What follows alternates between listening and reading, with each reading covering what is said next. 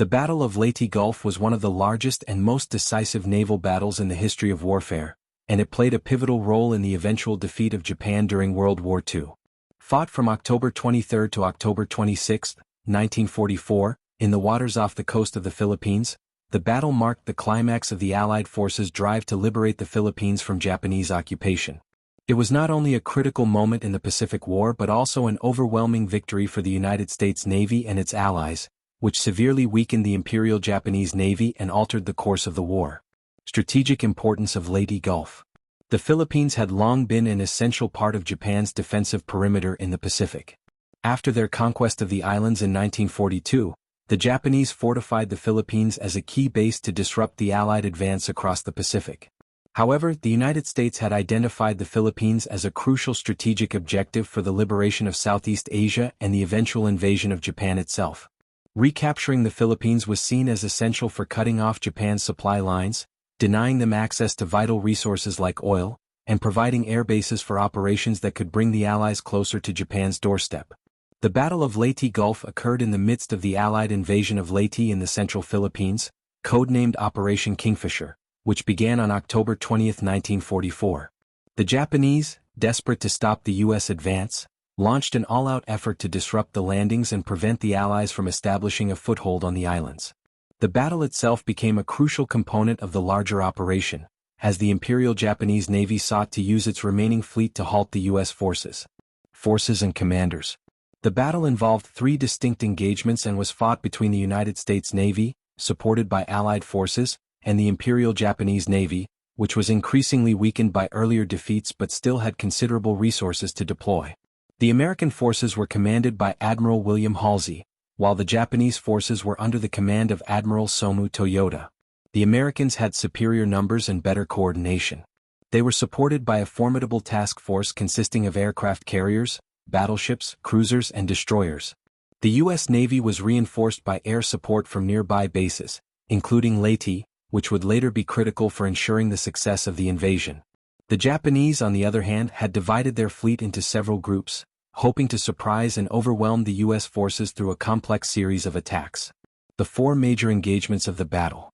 The Battle of Leyte Gulf is often broken into four major engagements, each of which played a key role in the outcome of the battle. 1. The Battle of the Sibuyan Sea. The first major engagement occurred on October 24, when a combined force of U.S. and Australian ships confronted the Japanese mobile fleet, which included powerful warships like the Musashi, the largest battleship in the world at the time. The Japanese hoped to slow the U.S. forces with a powerful surface force, but the battle turned into a resounding victory for the U.S. Navy.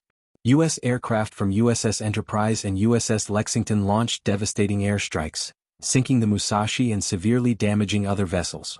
The Japanese lost one of their most formidable battleships, and the rest of their fleet was forced to retreat. 2. The Battle of Surigao Strait. On October 25, the second major action occurred in Surigao Strait, where a U.S. task force, led by Rear Admiral Thomas Kinkaid, engaged a Japanese force attempting to move into Leyte Gulf. This was the last major surface battle between battleships in history. The U.S. Navy, with superior firepower and better coordination, decisively defeated the Japanese force, sinking two Japanese battleships, the Fuso and the Yamashiro, and several other vessels. This victory destroyed Japan's ability to mount any meaningful resistance to the U.S. amphibious landings. 3. The Battle of Cape Engano. Meanwhile, on the other side of the Leyte Gulf, another critical engagement unfolded. Japanese aircraft carriers, hoping to catch American ships unprotected, launched a series of airstrikes. However, Admiral Halsey, misinterpreting the situation, ordered his fleet to chase what he believed to be the bulk of the Japanese fleet, leaving the American landing forces vulnerable. This move would prove crucial. The Japanese aircraft carriers were destroyed by U.S. aircraft from USS Intrepid and USS Cabot, and the American Navy eliminated Japan's remaining carrier force. This effectively ended Japan's ability to conduct large-scale carrier-based operations in the Pacific. 4. The Battle off Samar. Perhaps the most dramatic and desperate action of the battle occurred on October 25 in the Battle off Samar, when a small force of U.S. escort carriers, destroyers, and destroyer escorts encountered the core of the Japanese fleet. This force, under the command of Rear Admiral Clifton Sprague, was vastly outgunned by the Japanese battleships, heavy cruisers, and destroyers. Despite being outnumbered and facing almost certain destruction, the American ships mounted a fierce defense and launched a series of aggressive torpedo attacks. This incredible display of courage and ingenuity by the U.S. sailors managed to turn the tide of the battle, with the Japanese withdrawing in the face of mounting losses.